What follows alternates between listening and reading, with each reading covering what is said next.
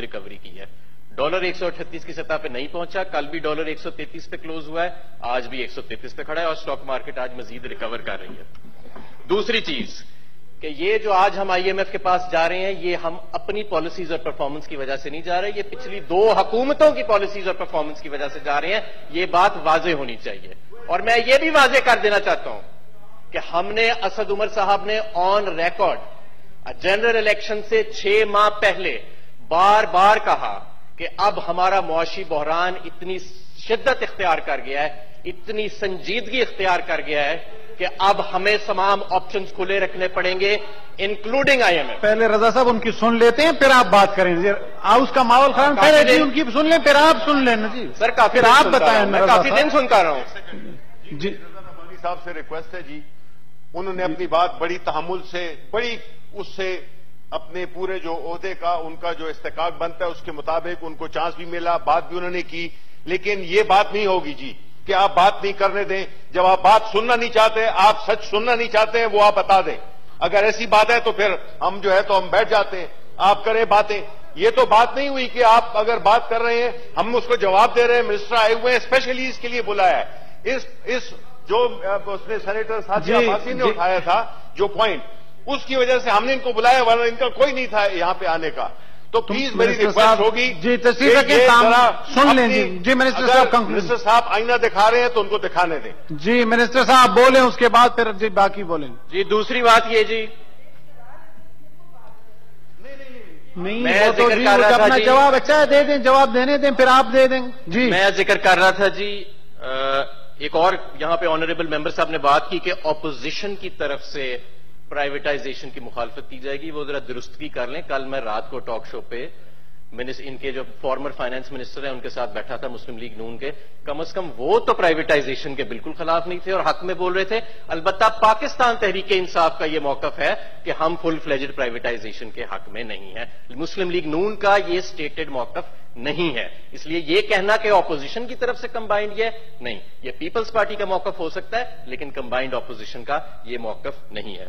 دوسرا میں یہ بھی ریکارڈ کے لیے بتاتا چلوں کہ اسٹیٹ اونڈ انٹرپرائزز, عالمی سامراج کی بات ہو رہی ہے. اسٹیٹ اونڈ انٹرپرائزز کے جو لاسز ہیں وہ اس وقت آپ کے اینوئل ڈیفنس بجٹ تک پہنچ چکے ہیں سالانہ. تو یہ 1200 billion rupees. This is the gravity of the situation. کیوں جانا پڑا آئی ایم ایف کے پاس؟ کرنٹ اکاؤنٹ ڈیفیسٹ آپ کا 18 ارب ڈالر, آج سے 5 سال پہلے 2.5 ارب ڈالر تھا. آج وہی رقم 1 مہینے میں آپ کا ڈیفیسٹ کریٹ ہو رہا ہے. ڈی ویلیویشن کیوں ہوئی اس کا جواب میں نہیں دیتا.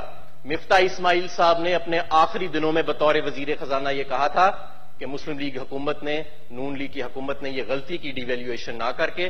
انہی کے دور میں بہت ساری ڈی ویلیویشن ہو گئی تھی, لیکن کیونکہ اس وقت آپ کا گیپ بہت زیادہ ہے, پچھلے 5 سال میں ایکسپورٹس بڑھنے کی بجائے $200 ملین کی کمی آئی, اور اگر as a percentage of G D P دیکھا جائے تو بہت ہی زیادہ کمی آئی اس کے اندر, آدھے سے بھی کم ہو گئی وہ آپ کی جو ایکسپورٹس ہیں. اور آپ کی امپورٹس جو ہیں وہ بڑھتی چلی گئیں. آج 18 ارب ڈالر پاکستان کی اقتصادی تاریخ کا سب سے بڑا کرنٹ اکاؤنٹ ڈیفیسٹ جو ہمیں ورثے میں ملا ہے وہ اس وقت کھڑا ہے, جس کی وجہ سے یہ وہ شدت ہے جس کی وجہ سے پچھلی حکومت کی جو کارکردگی ہے جس کی وجہ سے ہمیں جانا پڑا. مجھے یہ بھی امید ہے کہ یہ عالمی سامراجی قوت اور یہ سارے بڑے گرینڈوائز قسم کے نام اور سوشلزم کے ساتھ جو رومانس ہے یہ اس وقت بھی یاد رکھا گیا ہوگا جب پاکستان پیپلز پارٹی کی حکومت آئی ایم ایف کے پاس گئی تھی پروگرام لینے اور پروگرام کو منظور کروانے کے لیے, لیکن میرا خیال ہے اس وقت ایسی تقاریر نہیں کی گئی تھی.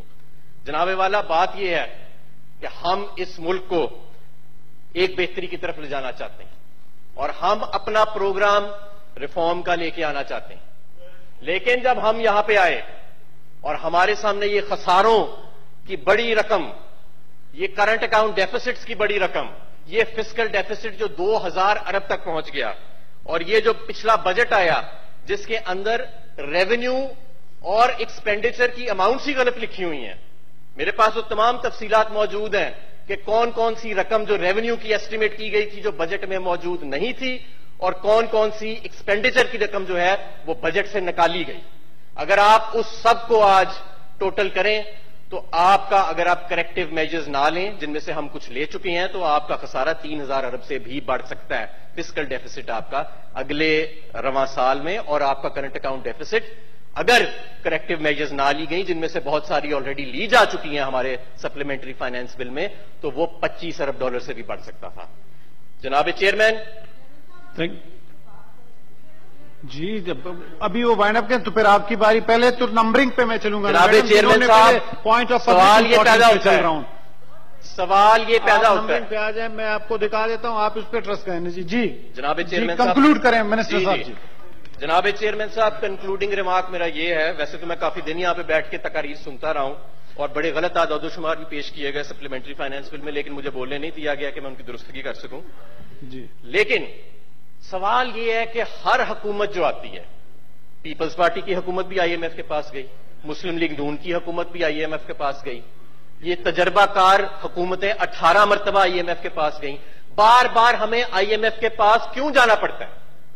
ایسا کیوں نہیں ہو رہا کہ ہم اس ڈیٹ ڈپینڈنسی کے ٹریپ سے باہر نکل سکیں؟ اس کی وجہ یہ ہے کہ جب آپ آئی ایم ایف کے پاس جاتے ہیں، کوئی نئی حکومت آتی ہے، پرانی حکومت ہوتی ہے، اس کو بیل آؤٹ کیا جاتا ہے، اس کو جو مانیٹری اور فسکل سپیس ملتی ہے اس سپیس کو استعمال نہیں کیا جاتا اسٹرکچرل ریفارمز انڈر ٹیک کرنے کے لیے۔ آپ کا tax to G D P ratio نہیں بڑھایا جاتا، آپ کی ایکسپورٹس کو نہیں بڑھایا جاتا۔